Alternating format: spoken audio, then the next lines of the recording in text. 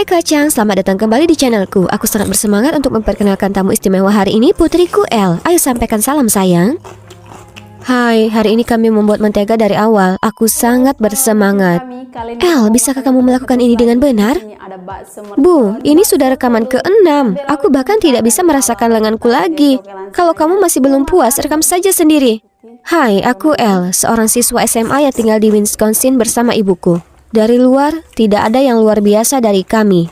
Kecuali ibuku seorang vintage holic. Paham? Dia nyatanya menjadi YouTuber terkenal karena gaya hidupnya seperti di tahun 1950-an. Hidup seperti ini memang merepotkan. Tapi itulah yang membuat makanan tersedia di meja kami, jadi aku harus menahannya. Namun, terkadang ibu malah memaksa aku untuk ikut serta dalam videonya, seperti hari ini. Tidak hanya itu, setiap kali kami jalan-jalan bersama, dia menyuruhku memakai gaun vintage murahan agar tidak merusak estetikanya. Sebagai penari hip-hop, ini adalah siksaan. Lihat, aku sungguh terlihat jauh lebih baik dengan pakaian ini. Ya ampun, benang jelek apa itu? Ini, coba ini benar-benar lutut lebah. Lutut lebah katanya, lebih mirip lutut nenek. Cantik sekali, Bibi, seleramu luar biasa. Itu adalah Daisy, sepupuku, dan juga teman sekolahku, yang lebih akrab dengan ibuku. Ya ampun, aku tidak bisa membiarkan gaun mengerikan ini pulang bersama kita. Jika kamu sangat menyukai ini, kenapa kamu tidak mengambilnya saja, Daisy? Ibu lalu berjalan ke konter dengan beberapa pakaian norak lagi, siap membayar, tapi... Wah, di mana aku menaruhnya? Sepertinya aku akan kembali lain kali. Oh, ada yang ketinggalan, Bu? Tidak apa-apa, Bu Fei. Kamu kan pelanggan tetap, jadi kamu bisa membayar kami lain kali. Tunggu, apa? Tidak. Jadi, sekarang aku harus memakai gaun jelek ini ke acara membosankan yang diseret oleh ibu. Karena semakin banyak, semakin meriah. Dalam perjalanan ke sana, ibu sedang berbicara dengan nada serius tentang bagaimana aku harus bersikap di Bash. Tiba-tiba, apalagi sekarang? Luar biasa. Ini pasti kali ketiga bongkahan sampah ini rusak di bulan ini. Bukankah ini luar biasa? Dan kami bahkan tidak punya telepon untuk meminta bantuan. El, sudah kubilang, konyol kalau kita muncul dengan ponsel pintar sambil berpakaian seperti ini. Selain itu, orang-orang dulunya hidup baik-baik saja tanpanya. Berhentilah terlalu mengandalkan mereka. Percayalah, seorang bangsawan akan segera datang menyelamatkan kita. Tetap di sini dan tunggu semaumu. Aku akan pergi mencari bengkel. Tapi aku hanya berhasil pergi beberapa langkah sebelum sebuah mobil mewah menepi. Seorang lelaki tua berjas keluar dan menawarkan bantuan. Ternyata, dia salah satu subscriber ibu dan bahkan meminta fotonya. Terima kasih banyak telah menyelamatkan keretaku. Kamu yang paling menawan. Astaga, ini dia lagi dengan bahasa gaulnya yang dulu. Akhirnya kami mencapai Annsville ini.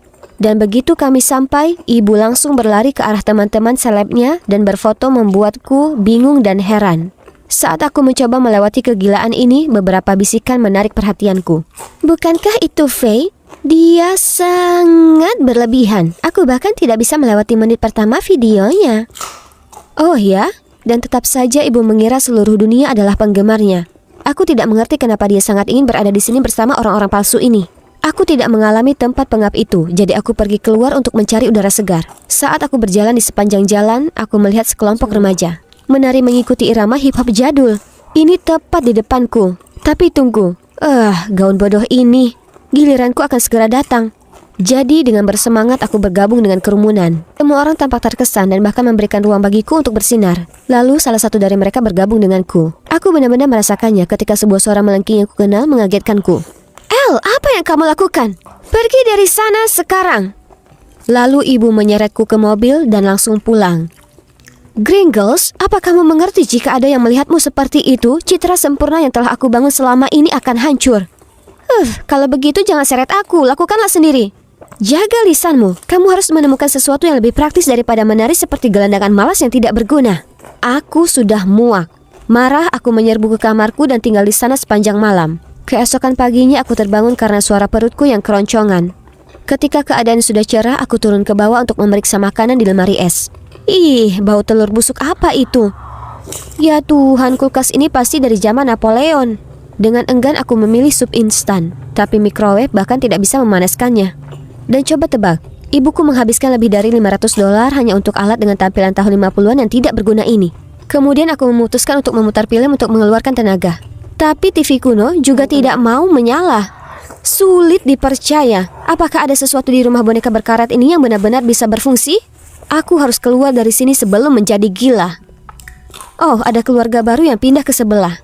Tunggu dulu, bukankah itu pria yang berdansa denganku tadi malam? Dia tersenyum dan melambai padaku, tapi aku hanya bisa memaksakan senyum dan balas mengangguk. Hei, kenapa melamun? Jika kamu bosan, bantu aku. Lalu dia menyeretku ke halaman rumahnya sebelum aku bisa menjawab. Setelah selesai, kami beristirahat di teras depan. Ternyata namanya adalah Royce. Dia baru saja pindah ke sini bersama ayahnya dan mendaftar di sekolahku. Harus kuakui dia cukup menawan. Dan dalam beberapa menit, aku merasa cukup nyaman untuk bercerita tentang kehidupanku yang tidak biasa dengan ibuku. Ibuku punya terlalu banyak waktu luang. Aku berharap dia menemukan seorang pria. Hanya dengan begitu dia bisa berhenti mengomeliku. Sementara ayahku selalu sibuk. Jika dia memiliki seseorang di sisinya, dia mungkin tidak akan gila kerja. Tunggu sebentar. Jadi bagaimana kalau kita menjadikan mereka pasangan? Inilah harinya. Orang tua kami mempunyai jadwal yang sangat padat, jadi merencanakan kencan ini membutuhkan banyak usaha. Tapi sejauh ini baik-baik saja. Aku bilang ibu untuk mengunjungi restoran vintage di kota ini. Sementara Royce bilang ayahnya dia ingin waktu lebih dekat sebagai ayah anak. Lalu, ups, kami tidak sengaja bertemu satu sama lain dan bergabung dengan meja. Lihatlah ibuku, dengan anggun merapikan rambutnya dan bertingkah menawan. Aku mengedipkan mata pada Royce, lalu kami membuat alasan untuk meninggalkan meja agar orang dewasa bisa memiliki waktu pribadi. Sudah lama tidak bertemu, mari kita lihat bagaimana kabar keduanya. Oh, ya ampun, apa Pak Phillips menyeruput spaghetti? Dia membuat kekacauan dan ibu kelihatan sangat malu. Kami segera bergegas masuk untuk menyelamatkan hari ini sebelum terlambat. Di penghujung malam ketika kami mengira hal terburuk telah berlalu, Pak Phillips berjalan keluar tanpa membukakan pintu untuk ibu. Membuatnya berayun kembali ke wajahnya. Astaga, setiap permulaan itu sulit kurasa. Selama beberapa hari berikutnya, Royce dan aku bekerja keras untuk menemukan cara menyelamatkan hubungan awal mereka. Dan sampai pada kesimpulan berikut. Bu, pergelangan kakiku terkilir saat latihan. Bisakah kamu menjemputku? Hai ayah, aku lupa dompetku di ruang latihan. Bisakah kamu mengambilkannya dalam perjalanan pulang? Kemudian kami menunggu sampai orang tua kami muncul dan masuk ke dalam untuk mengunci pintu dan bahkan mematikan lampu untuk efek dramatis. Aku langsung mendengar teriakan ibu yang ketakutan. Lalu ruangan menjadi sunyi. Aku yakin Pak Phillips telah menenangkannya. Kami menunggu beberapa menit sebelum memanggil penjaga keamanan untuk membuka pintu. Tapi berlawanan dengan ekspektasi kami, yang histeris adalah Pak Phillips, yang kini menangis terseduh-seduh di pelukan ibuku. Tunggu, apa? Ternyata Eros lupa kalau ayahnya yang selalu tidur dengan lampu menyala ternyata nyctophobia. Ini dia rencana B. Ini buruk, segalanya terus berjalan ke arah yang salah. Dan waktu terus berjalan karena ayah Royce harus segera berangkat untuk perjalanan bisnis lagi. Kami tidak bisa menerima kekalahan seperti ini. Pasti ada sesuatu yang ayahmu sangat kuasai, kan? Entahlah, dia pandai memperbaiki sesuatu. Aku tahu apa yang harus dilakukan selanjutnya. Saat ibu sedang mandi, aku menunggu rencanaku mulai berjalan. 3, 2, 1. El, bantu aku! Aku berlari ke arahnya dan melihat air keluar dari keran yang rusak.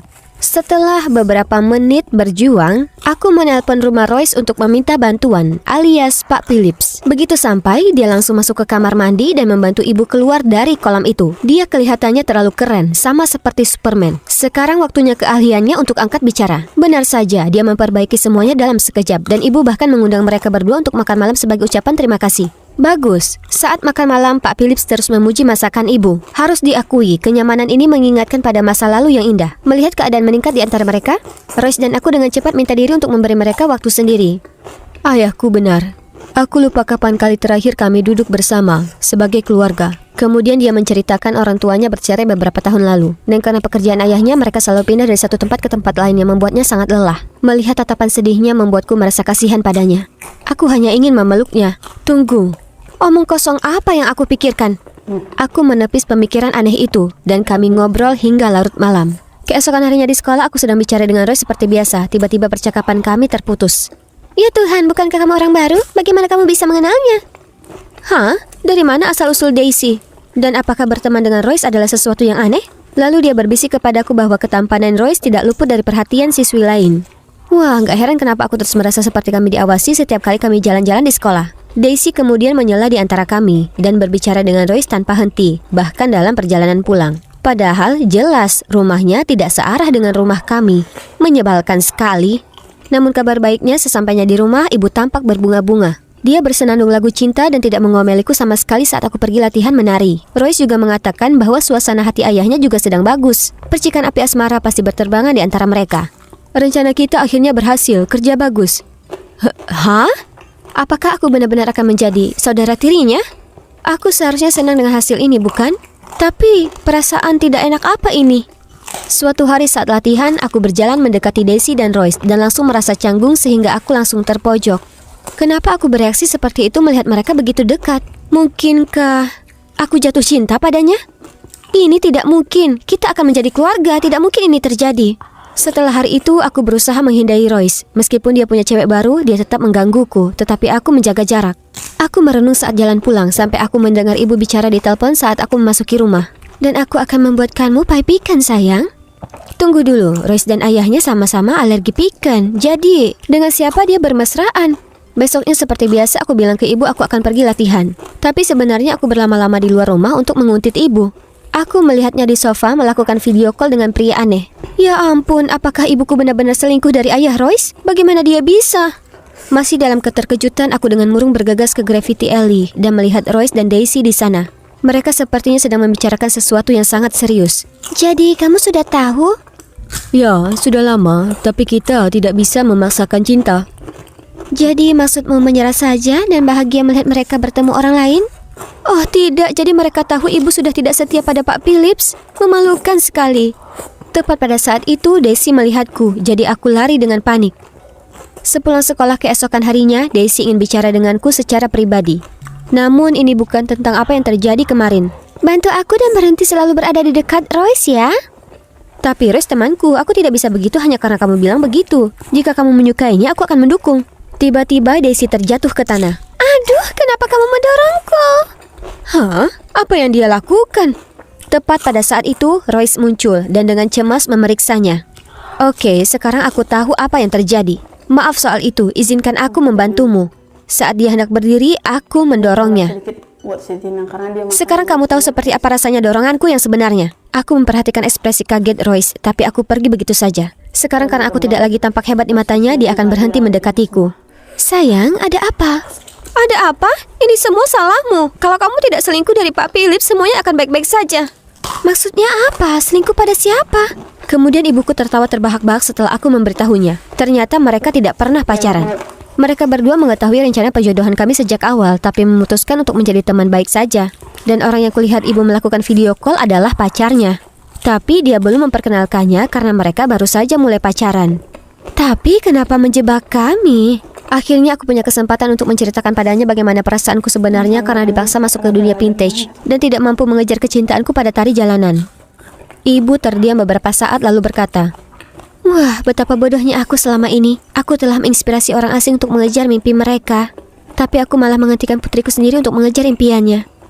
Aku merasa jauh lebih baik setelah mencurahkan isi hatiku. Aku juga menyebutkan situasi Royce dengan ayahnya dan dia berjanji untuk membicarakannya dengannya." Tunggu, ini artinya? Bu, jadi kamu dan Pak Phillips cuma berteman, bukan? Dengan cepat aku lari mencari Royce. Seolah diberi isyarat, bel pintu berbunyi dan itu adalah Daisy. Game apa yang dia mainkan sekarang? Jika dia di sini untuk main-main, datanglah padaku. Namun yang mengejutkan, Daisy malah meminta maaf. Maaf, aku hanya dibutakan oleh rasa cemburu. Dan sebenarnya tidak ada apapun yang terjadi antara aku dan Royce. Dia sebenarnya sudah menolakku pada hari kamu melihat kami di gang graffiti.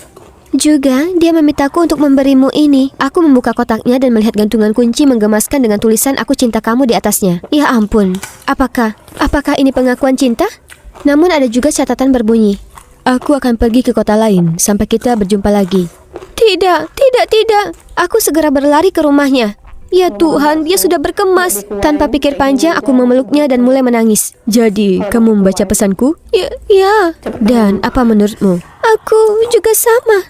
Tapi kamu benar-benar akan pergi? Kemudian senyumannya berubah menjadi lucu dan dia mengakui bahwa dia cuma mengerjaiku. Ternyata dia akan pergi tapi hanya beberapa hari untuk mengikuti kompetisi dansa. Benarkah? Itu luar biasa. Tapi aku tidak bisa memaafkanmu karena sudah menipuku. Jadi, iya, meskipun kami tidak bisa menyatukan orang tua kami berdua sebenarnya menjadi pasangan. Jadi skema perjodohan kami tidak gagal total, ya kan? Kami bahkan dapat mengubah beberapa hal menjadi lebih baik.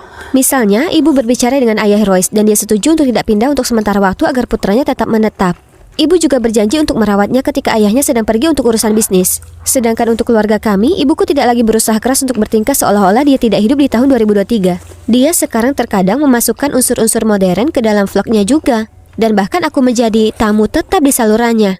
Hai Kacang, hari ini aku dan tunanganku membuat kue kelapa yang luar biasa ini bersama putriku dan pacarnya. Mereka adalah penari hip hop. Lihat saluran mereka jika itu yang kalian suka. Itu benar-benar piyama kucing.